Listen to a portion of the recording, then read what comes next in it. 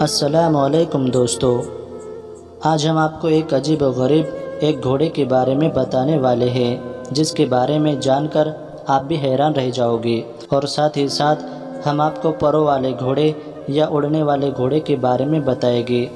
آپ اس ویڈیو کو آخر تک ضرور دیکھیں۔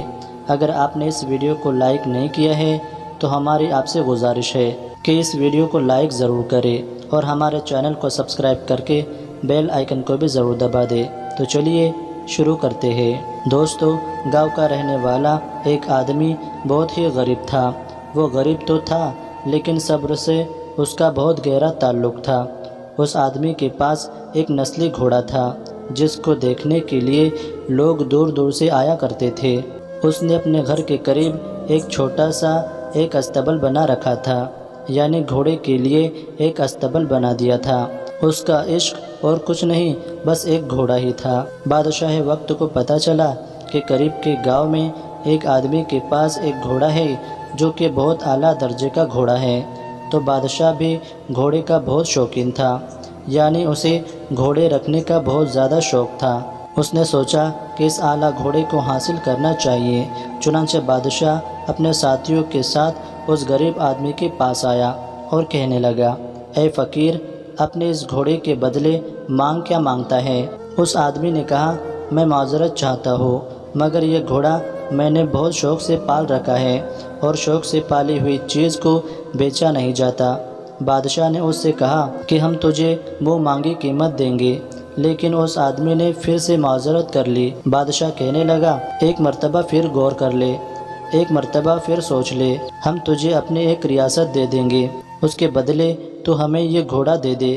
لیکن وہ آدمی پھر بھی نہیں مانا۔ معاملہ یہاں تک پہنچ گیا کہ بادشاہ سلطنت نے اس کے سامنے آدھی سلطنت کی پیشکش کر دی۔ اس غریب آدمی نے کہا، بادشاہ سلامت، اگر یہ بکنے والی چیز ہوتی تو میں آپ کو پہلے ہی دے دیتا، لیکن اس کا کوئی مول نہیں ہے۔ بادشاہ بھی ایک نیک حکمراں تھا۔ اس نے کہا، اچھا تیری مرضی، یعنی اگر تو نہیں بیچنا چاہتا تو مت بیچ۔ بادشاہ کے جانے کے بعد اس گاؤں کے لوگ کہنے لگے کہ تو کتنا بے وقوف آدمی ہے۔ وقت کا بادشاہ اپنے پاس آیا اور اس نے تجھے آدھی سلطنت کی پیشکش کی۔ اگر تجھے وہ سلطنت مل جاتی تو تیرے ساتھ ساتھ سارے گاؤں کے مزے ہوتے، تو ہمارا بادشاہ ہوتا۔ تو نے یہ کتنی بڑی حماقت کی ہے کہ اتنی بڑی خوش نصیبی کو گھر آئے قبول نہیں کیا۔ تو اس آدمی نے کہا، یہ میرا گھوڑا ہے، بادشاہ نے اس کا مول لگایا، مجھے منظور نہیں تھا تو میں نے اسے نہیں دیا، اس میں خوش نصیبی یا بد نصیبی کی کیا بات ہے؟ لوگوں نے کہا کہ تو ایک ضدی آدمی ہے، تو شروع سے ہی ایسا ہے، تیرا مزاج ایسا ہی ہے۔ اس کے بعد وہ لوگ چلے گئے۔ تھوڑے دیر کے بعد جب وہ آدمی استبل میں داخل ہوا تو دیکھا کہ استبل خالی تھا اور اس کا گھوڑا وہاں پر موجود نہیں تھا۔ گاؤں کے لوگوں کو جب پتہ چلا تو گاؤں کے لوگ کہنے لگے کہ تجھ سے تو کہا تھا کہ وقت کے بادشاہ کے ساتھ زور آزمائی نہ کر، اور اب دیکھ تیرا گھوڑا تیرے پاس نہیں ہے، تیرے ساتھ بڑا ظلم ہوا ہے، تو برباد ہو گیا۔ اس آدمی نے کہا، میں کیسے برباد ہو گیا؟ ایک ہی تو گھوڑا تھا، چھوٹی سی چیز تھی، میری زندگی تو بہت بڑی ہے۔ لوگوں نے کہا، نہیں، تو بے وقوف آدمی ہے، تجھے اللہ تعالیٰ نے عقل ہی نہیں دی۔ یہ سب کہہ کر سب لوگ واپس چلے گئے۔ اس کے بعد تقریباً 1 مہینہ گزرا ہوگا کہ ایک دن وہی گھوڑا ہنہناتا ہوا واپس آ گیا، اور اس کے ساتھ ساتھ اور بھی جنگلی گھوڑے تھے جو کہ اسی کے نسل کے تھے، اعلیٰ درجے کے وہ گھوڑے تھے۔ اس آدمی نے ان گھوڑوں کو دیکھا تو بڑا خوش ہوا اور سب گھوڑوں کو استبل میں ڈال دیا۔ گاؤں کے لوگوں کو جب پتہ چلا تو وہ کہنے لگے، تو بڑا خوش نصیب ہے، تجھے نہ صرف تیرا کھویا ہوا گھوڑا مل گیا بلکہ اس کے ساتھ ساتھ بہت سارے گھوڑے مل گئے۔ اس آدمی نے کہا، گھوڑا تھا، چلا گیا تھا اور اب واپس آ گیا۔ تم ایک واقعہ پکڑ لیتے ہو اور تم نالائق لوگ سمجھتے نہیں ہو اور آ کر کہتے ہو کیا خوش نصیبی ہے۔ دوستو، وہ سب جنگلی گھوڑے تھے اور اب ان کو سنبھالنا بڑا مشکل کام تھا۔ اس آدمی کا ایک اکلوتا بیٹا تھا، وہ اسے اپنی جان سے بھی زیادہ عزیز تھا۔ بیٹے نے اپنے باپ سے کہا، یہ جنگلی گھوڑے ہیں اور میں انہیں سدھار دوں گا۔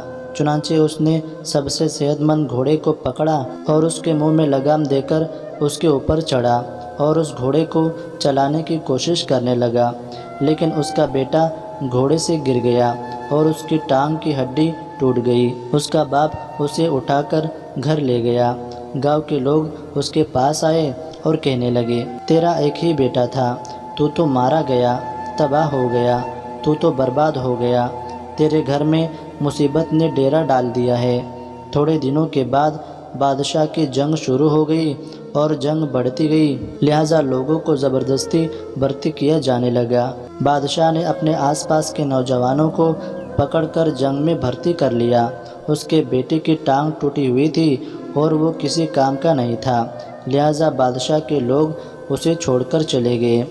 گاؤں کے لوگ پھر سے اس کے پاس آئے اور کہنے لگے کہ ہمارے تو پیارے بیٹے تھے، زبردستی لے گئے اور فوج میں بھرتی کر لیا، تو بہت اچھا رہا، تو خوش نصیب ہے۔ تو اس آدمی نے کہا، تم لوگ اس قابل ہی نہیں ہو کہ تمہارے ساتھ رہا جائے، یہ گاؤں ہی نالائق لوگوں کا ہے، جو زندگی کے ایک چھوٹے سے حصے کو سارے زندگی پر پھیلا کر اس کا نتیجہ نکال دیتے ہیں۔